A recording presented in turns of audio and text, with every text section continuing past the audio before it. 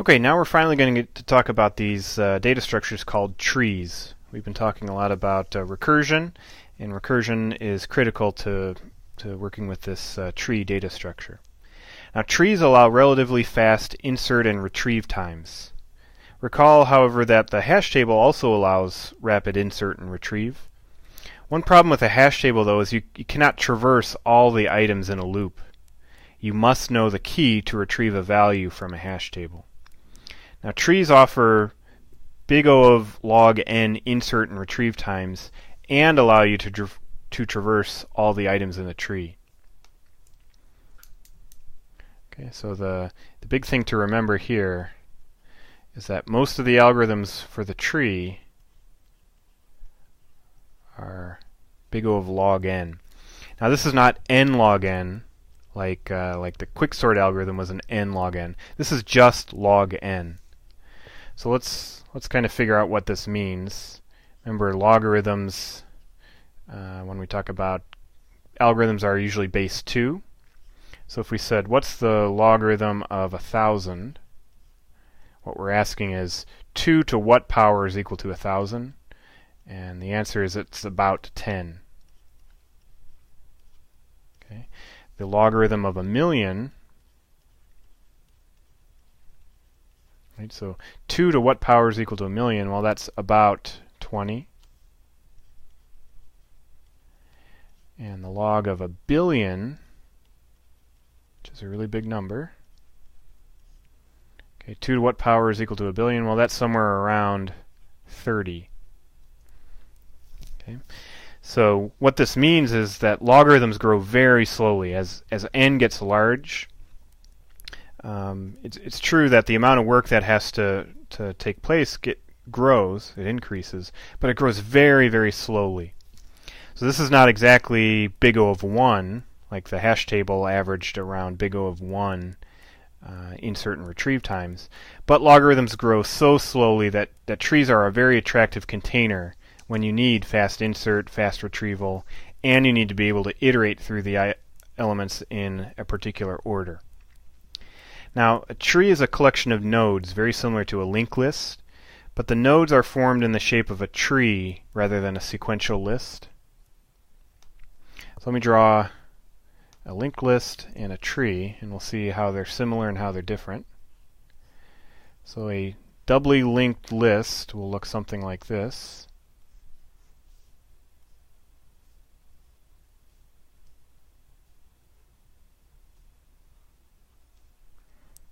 We have links forward and backward. Of course, we have a head and a tail. Okay. Now, a tree looks something like this. It also has a node with 2 pointers.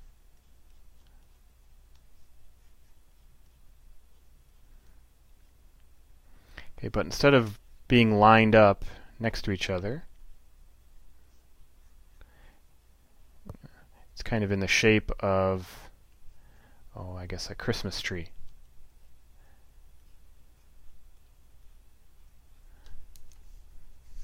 Okay. Now, if we look at the actual node itself, of course there's a piece of data. This is a data structure. So that's what we're holding. But then there's always a left pointer and a right pointer. Okay, so that's what any one of these nodes kind of looks like this. And that is very similar to the doubly linked list node also. I think we called that one P next and P previous. Here, same thing, we're just calling it left and right. Now there's also a relationship between nodes. Let me draw a slightly different tree.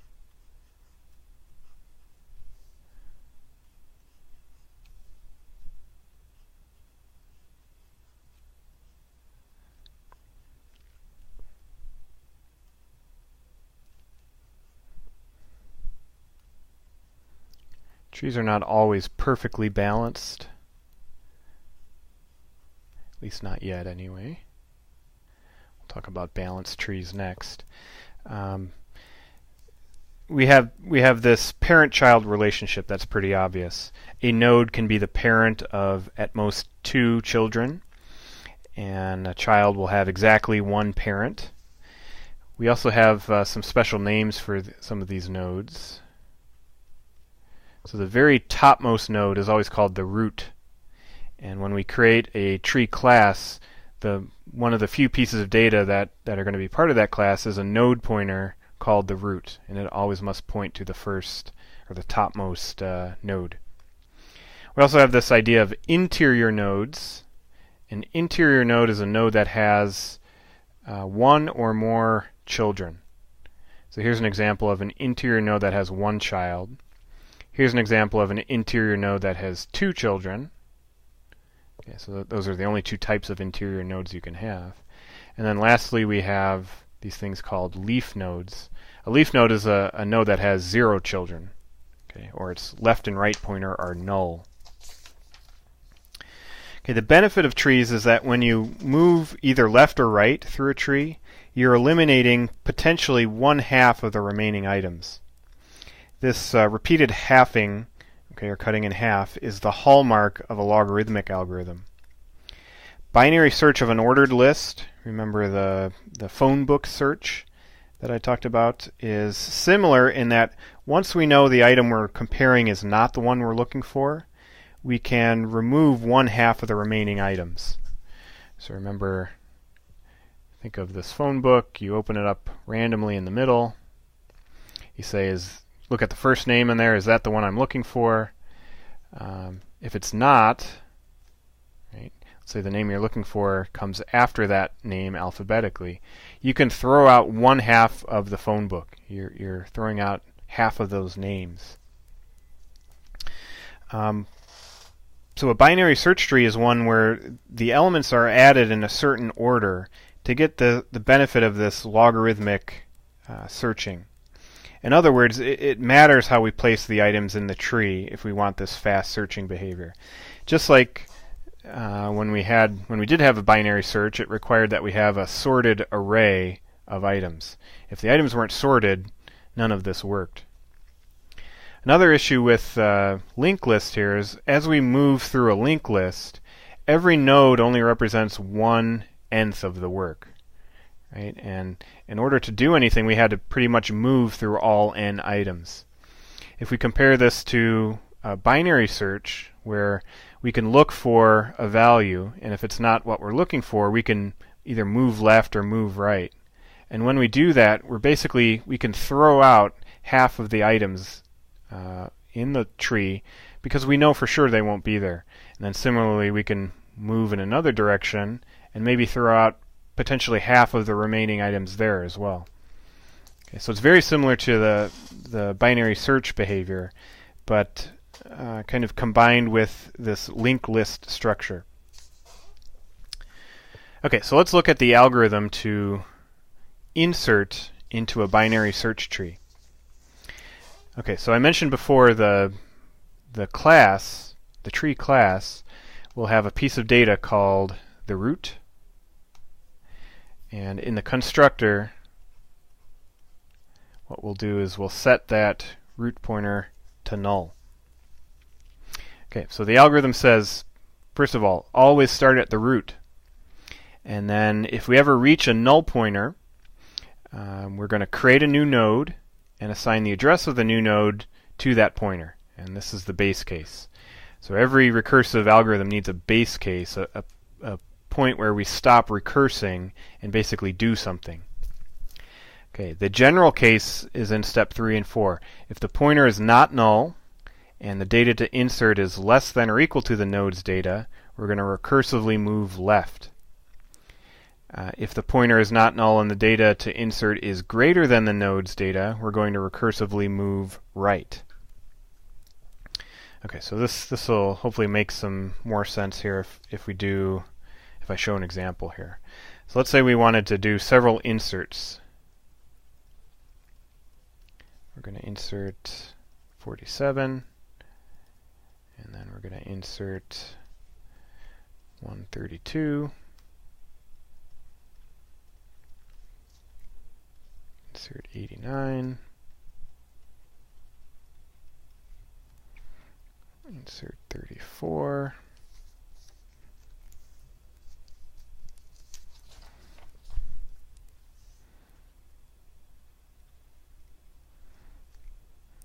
Insert 4. Insert 2.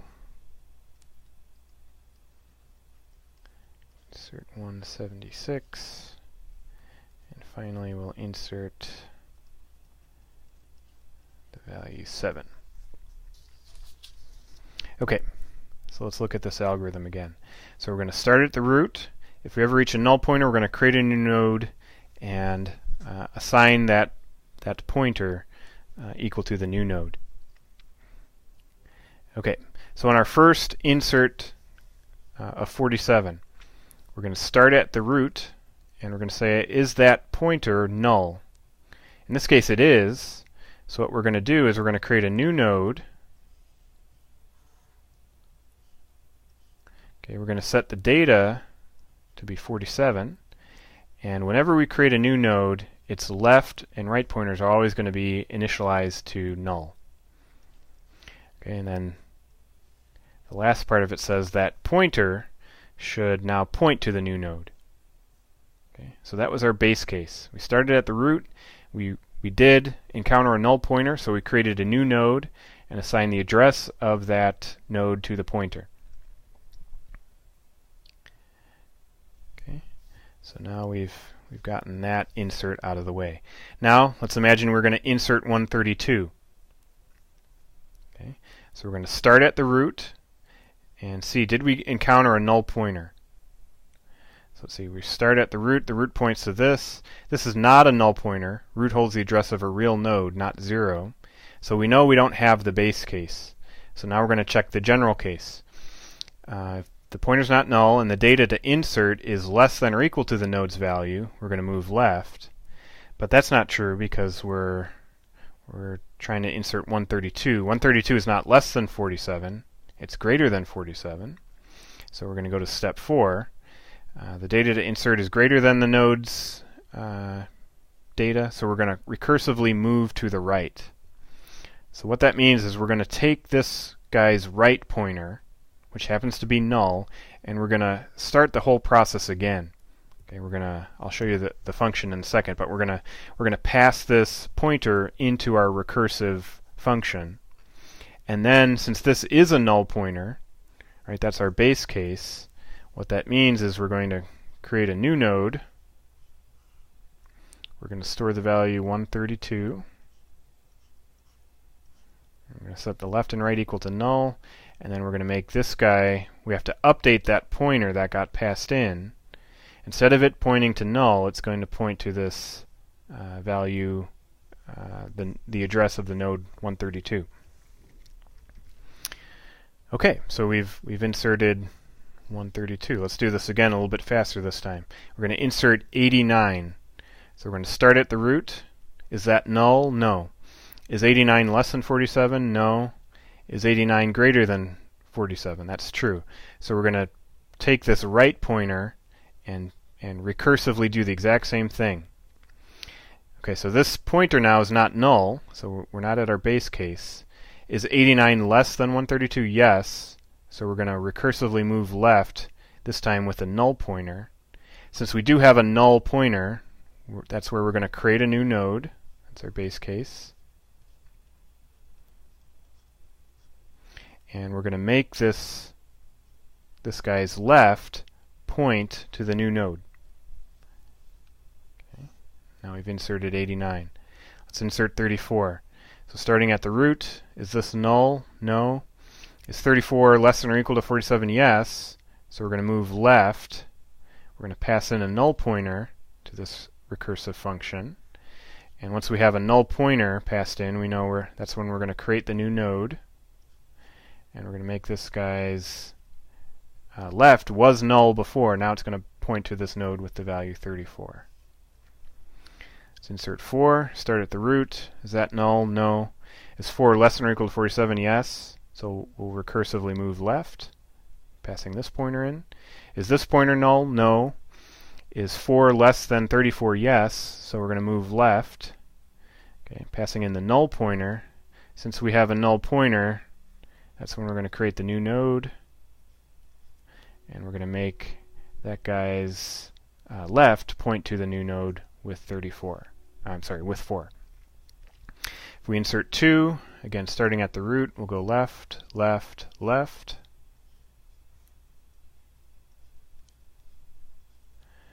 And this guy will point here.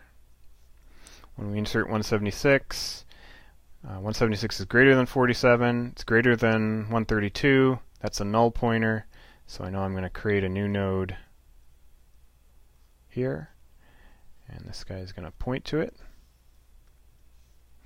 And lastly, when we insert 7, 7 is less than 47, it's less than 34, it's greater than 4, and that's a null pointer, so we know we're going to create the new node here, and 4 is going to be the parent of this node 7. Okay, let me show you a little bit of code.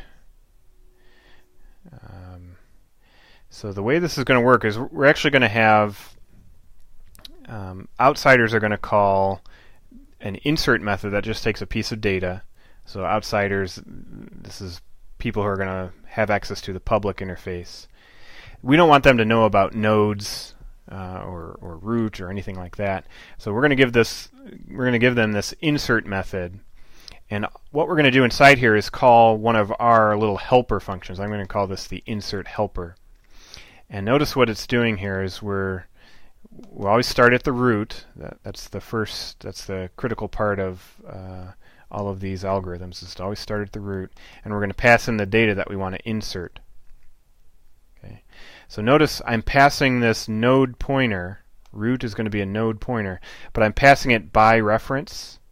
So if I do anything to pnode inside this function, of course, it's going to have an effect on the pointer that got passed in. Okay, so it's very important that you pass this by reference. And then this is the piece of data that we're trying to set. Okay, so this is our base case. If the passed in pointer is ever null, right, if pnode is equal to 0, we're going to set pnode equal to the result of calling new. And again, pnode is passed by reference, so that's how we're actually changing the pointer. We set the data equal to whatever gets passed in, and then we initialize left and right so that they're null pointers. Now if the passed in pointer is not null, that's when we go to our general cases here. So if the element that we're trying to insert is less than pnode's data, we know for sure pnode has data, because if pnode was null, we wouldn't have gotten to this point. We would have executed this code. So we don't have to worry about this being null. We know for sure it will actually point to a node.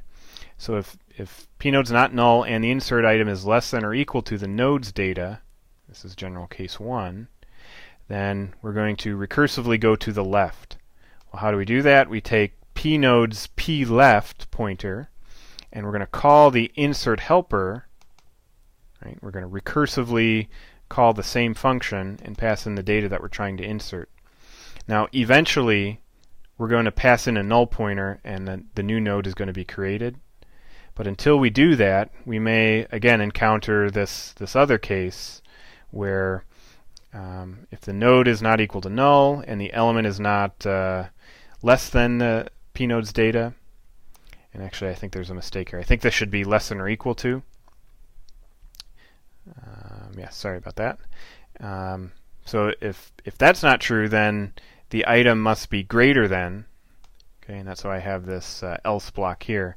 And to move right, we're just going to say pnode's right.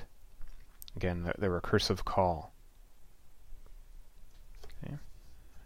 So if you need to go back, now that you've seen the code here, go back in the video a couple minutes and kind of trace that that same set of steps out here, where we have our base case. Do we have a null pointer? If so, we create the node. Otherwise, we move left or right. Okay, that's kind of the description of the algorithm right here. Now, finding the correct place to insert the node is on average a log n operation. Okay, we get the best performance when the shape of the nodes actually forms a tree shape. If we happen to insert the items in order, for example, we would end up basically with a plain old linked list that takes big O of n.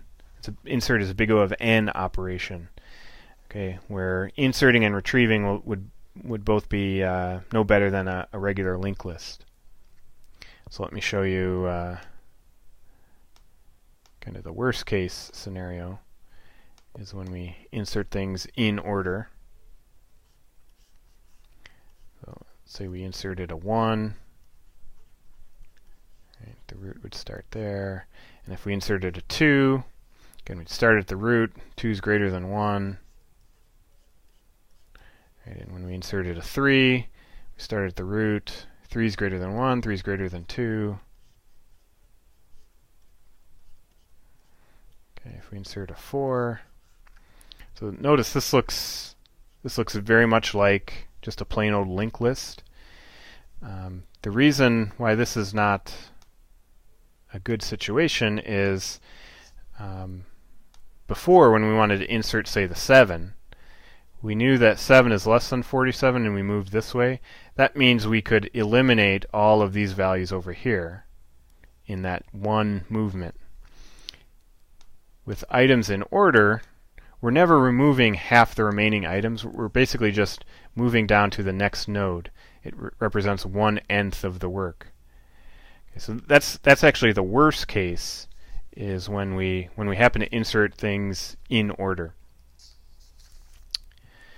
Okay, so again, I encourage you to kind of go through that same process again, inserting all these items. Go back in the video and watch it slowly, or watch it multiple times. I think it really will help. Okay, next we have to talk about traversing a tree. So we have a few different ways that we can traverse or go through all of the items in a tree. And remember, with a hash table, this was not even an operation that we could perform. That's the big problem with a hash table is, well, you can't iterate through all the items. But with a tree, we can. And we have these 3 different algorithms. We have one called in-order, one called pre-order, and one called post-order traversal.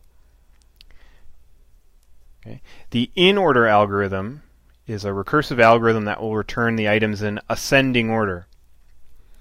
Okay, so the algorithm looks like this. We start at the root. We're going to traverse left with a recursive call until we can't go left anymore, until we get a null pointer.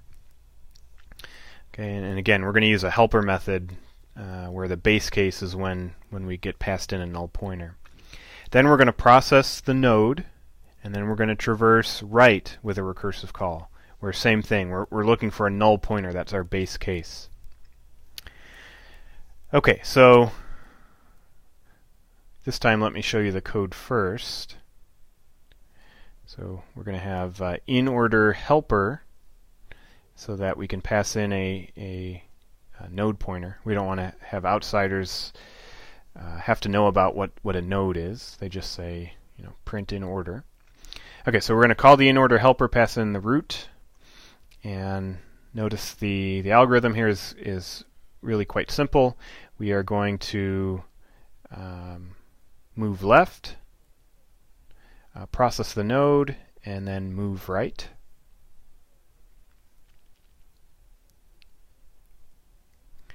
Okay, so if we start at the root here and we're going in order, that's the goal here.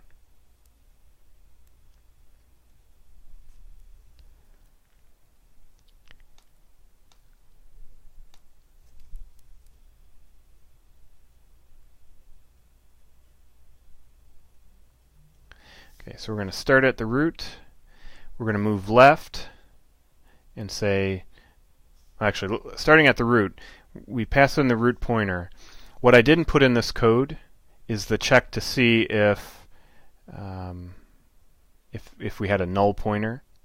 Okay, so I'm leaving a lot of stuff out so that you can, as kind of an exercise. But you definitely need to check to see is p node equal to null.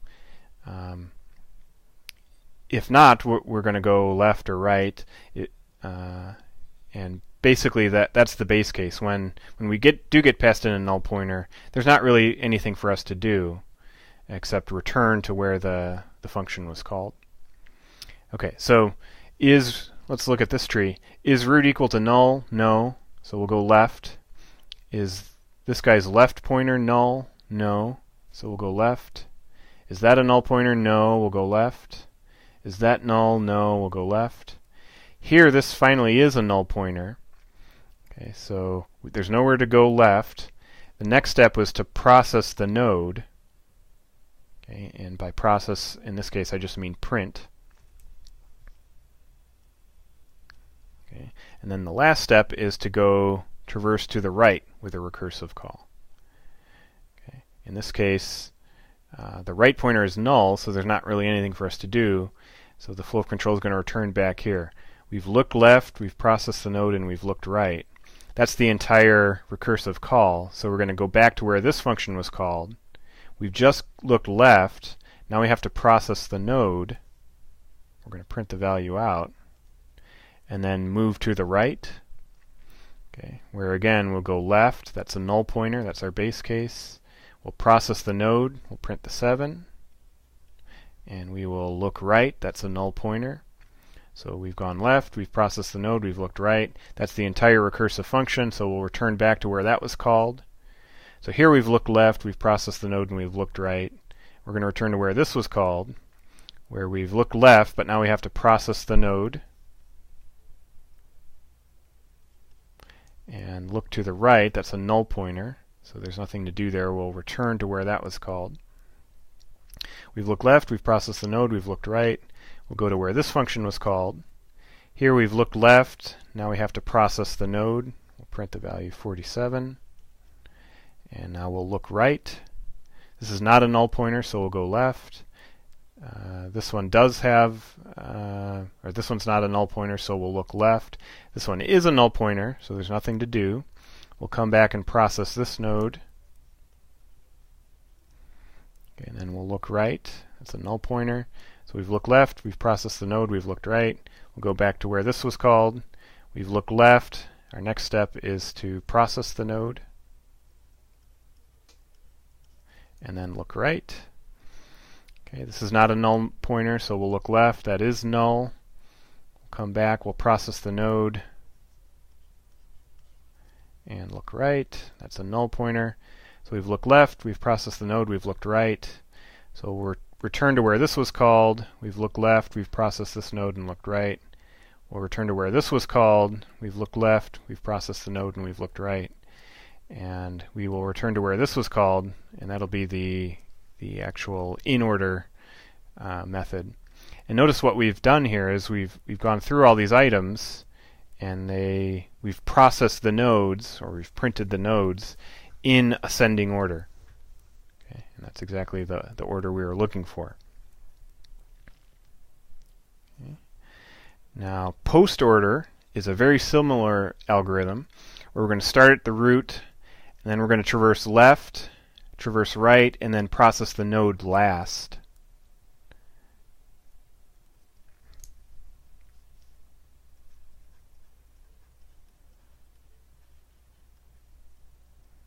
Okay, so starting at the root, we're going to go left, left, left.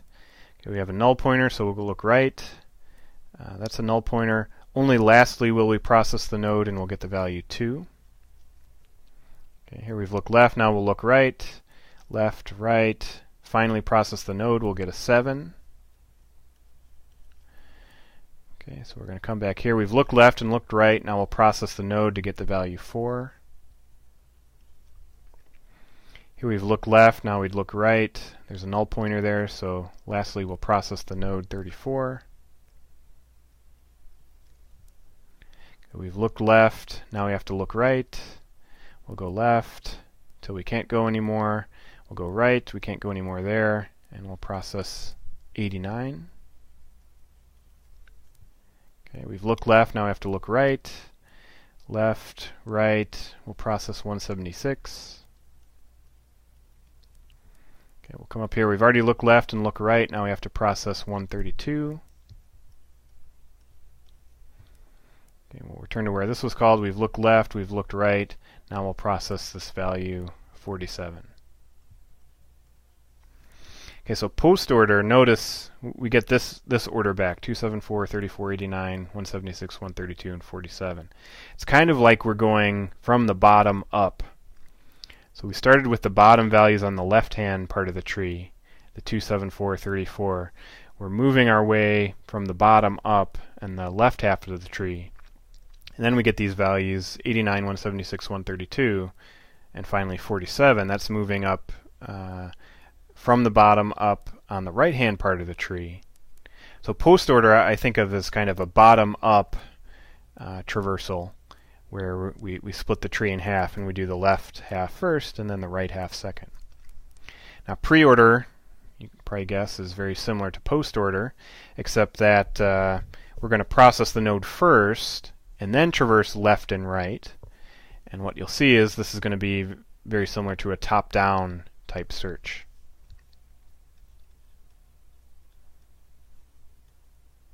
Okay, so pre-order says we always start at the root and we process the node. Okay, then we're going to look left and we're going to process that node. Okay, then we're going to look left again and process that node.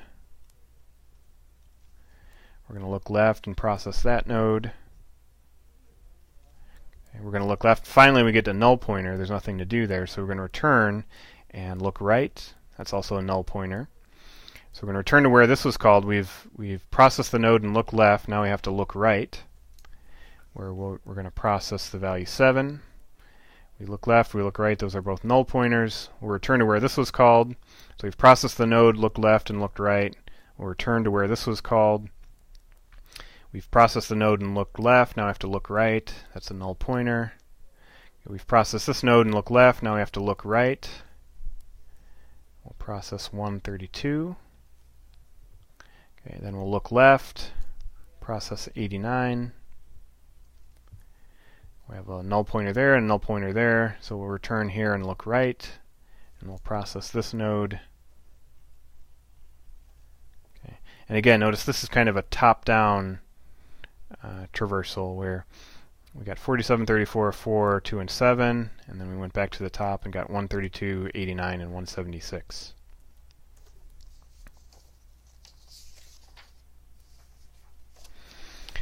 Okay, so those are really important. The insert algorithm and the traversal algorithms allow us to insert and then iterate through all of the items. Another really important algorithm is removing from a tree. Okay. So there are basically three things we have to worry about when removing from a tree. Removing a leaf node, that is a node with no children, removing an interior node with exactly one child, and removing an interior node with exactly 2 children. Okay, so let's take a look at a tree, and we'll try and remove a few things. I'm going to build a different tree.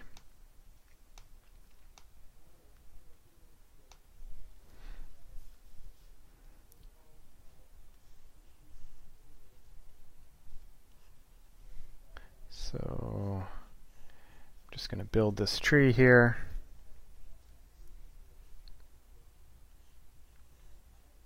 See if you can notice anything about the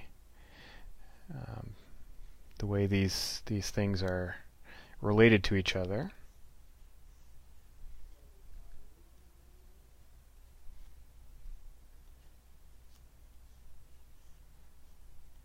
So what does it mean to be to the left of a node? Well, 6 is less than 7, right? So the 6 is to the left of this one. But this one is greater than 5. So if you have a value that's greater than your piece of data, you're going to be to the right.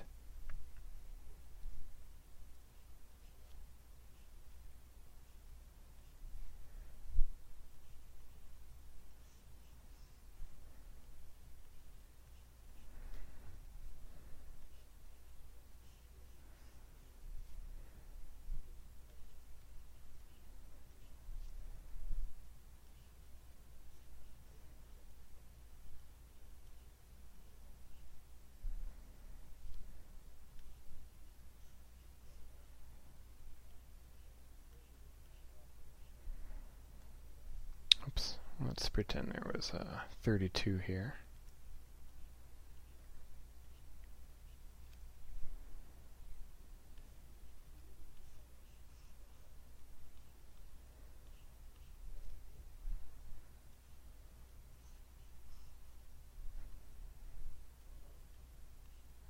Okay, so again, we don't know, I didn't explicitly tell you the order that all these things were added, but as long as you use that insert algorithm that I talked about, I know for sure 27 was added first, because that's what the root is pointing to. Right? And then it was either 14 or 36 that was added next, and so on.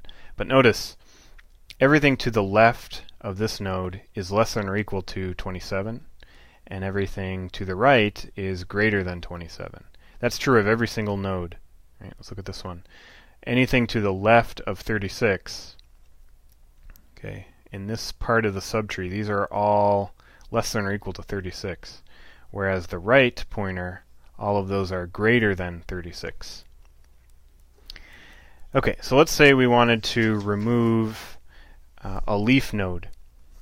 Okay, so let's pick, I don't know, let's pick the value 28. Okay, so the first step is we need to find the node.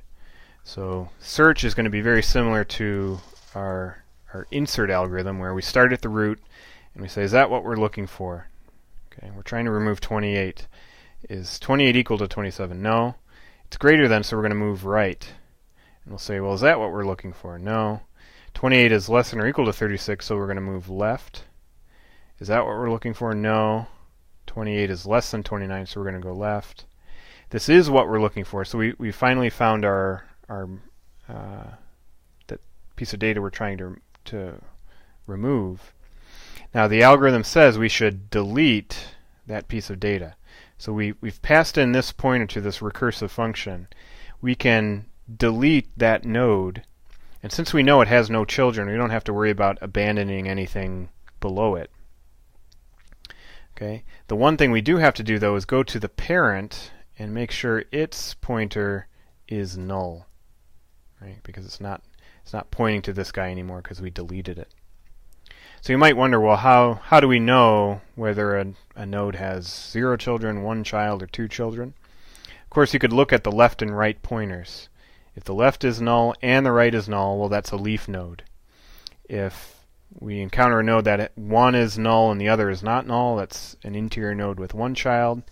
And if we ever encounter a node that has 2 pointers that are not null, that's a node with 2 parents. I'm sorry, 2 children. It is a parent with two children. Okay, so removing a leaf node is kind of the simplest case. You first find it, delete it, and set the parent pointer equal to null, which shouldn't be hard because we could pass these pointers by reference.